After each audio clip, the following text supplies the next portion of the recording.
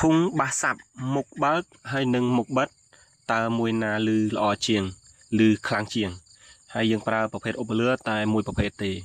alo dương muốn nâng trôi như vậy rừng mùi nà lư khlang chiềng dương mò scroll bị thung sáng màn alo nhầm lơ vô thung ní cứ chia bọc hết thung mục bớt cứ việc ăn miền ấy tràn tế cứ miền tại một ốp lửa muối hay nâng miền ruộng tròn mùi chanh mọc cào cứ ốp lửa bị bay chanh cào nâng kia hao thà bọc hết bộ thung mục bớt hai mùiประเภท tiết คือ ประเภท ជា ធុង មុខ បិទ បាទ ធុង បិទ ហ្នឹង គឺ មើល ទៅ អត់ ឃើញ មាន ឧបលឿ ទេ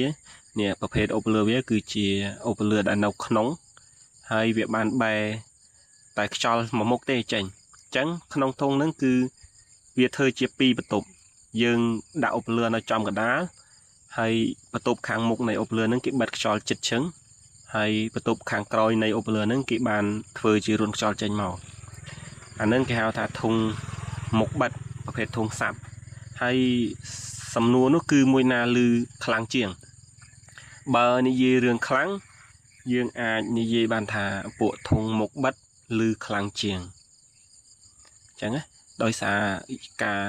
ចេញ ស្ទាយ ចេញ បែប មក ត្រូវ តាម ក្បួន ខ្នាត របស់ វា វា អាច ជា លឺ ខ្លាំង ជាង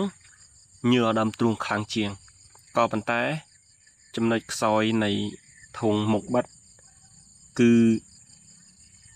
ព្រៃកង់ វា ខ្លី រយៈ ចម្ងាយ ព្រៃកង់ វា ខ្លី វា អាច ដូច ថា យើង ធ្វើ ធុង ហ្នឹង យើង កំណត់ ត្រឹម តែ 60 ហឺត មក 120 ហឺត អី អញ្ចឹង ទៅ ឬ ក៏ 60 ហឺត មក 150 ហឺត ចន្លោះ ប៉ុណ្ណឹង អញ្ចឹង ក្នុង បើសិន ជា សំឡេង ព្រៃកង់ ដែល យើង បញ្ជូន ពី អំភ្លី យើង ទៅ វា មិន បាន នៅ ក្នុង កេន នៅ ក្នុង កំណត់ ដែល ពី 60 ហឺត ទៅ 150 ហឺត នឹង ទេ ធុង នឹង វា អត់ ទទួល ទេ វា ចូល អញ្ចឹង វា ចូល ប៉ុន្តែ វា អត់ លឺ ទេ ប៉ុន្តែ បើសិន ជា ព្រៃកង់ នឹង វា នៅ ក្នុង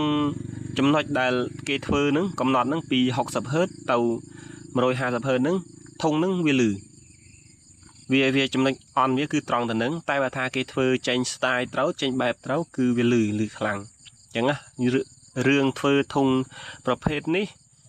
គឺ យើង មិន អាច ធ្វើ ទៅ ពី បាន ទេ ត្រូវ តែ មាន ការ ចេញ បែប មក យ៉ាង ពិត ប្រាកដ យ៉ាង ផ្ចិតផ្ចង់ ទើប អាច ធ្វើ បាន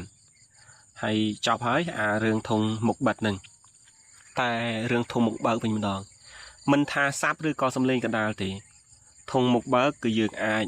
ធ្វើ បាន ទាំង អស់ ហើយ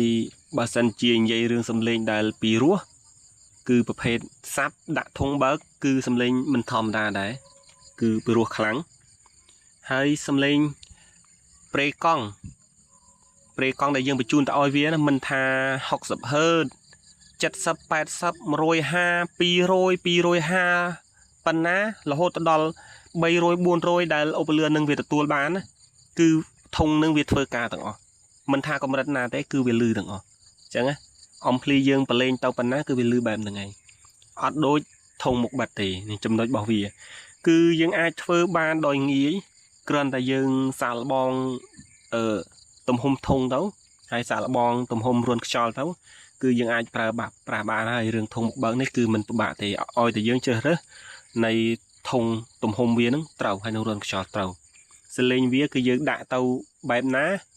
ដើម កំណត់ សំឡេង ចូល បែប ណា វា នឹង ចេញ បែប នោះ ស្រេច ទៅ លើ យើង សេរី នឹង អំភ្លី ទេ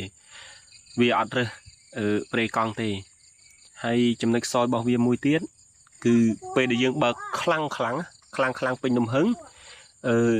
លឿន សូ ដោយ របៀប សូ កដាស់ ឧបលឿ វា លឿស ភឹប អញ្ចឹង ព្រោះ យើង ស្ដាប់ ទៅ រៀង លឿន សូ តែ បើ ថា ធុង មុខ បិទ គេ បើក ខ្លាំង វា អត់ លឿន សូ ទេ វា ចំណុច ខុស គ្នា ត្រង់ ទៅ នឹង ឯង ហើយ សម្រាប់ ខ្ញុំ ដែល ប្រើប្រាស់ ជា ប្រចាំ ថ្ងៃ គឺ ខ្ញុំ បងប្អូន ដែល ចង់ សាក ធ្វើ ខ្ញុំ មិន ណែនាំ ឲ្យ ធ្វើ ធុង មុខ បិទ ទេ គឺ យើង ធ្វើ ធុង មុខ បើក ធ្វើ ធុង មុខ បើក ឱកាស នៃ ការ ប៉ះពាល់ នឹង តិច មែនទែន សម្រាប់ យើង រៀន ធ្វើ គឺ ធ្វើ ដឹង តែ កើត ហើយ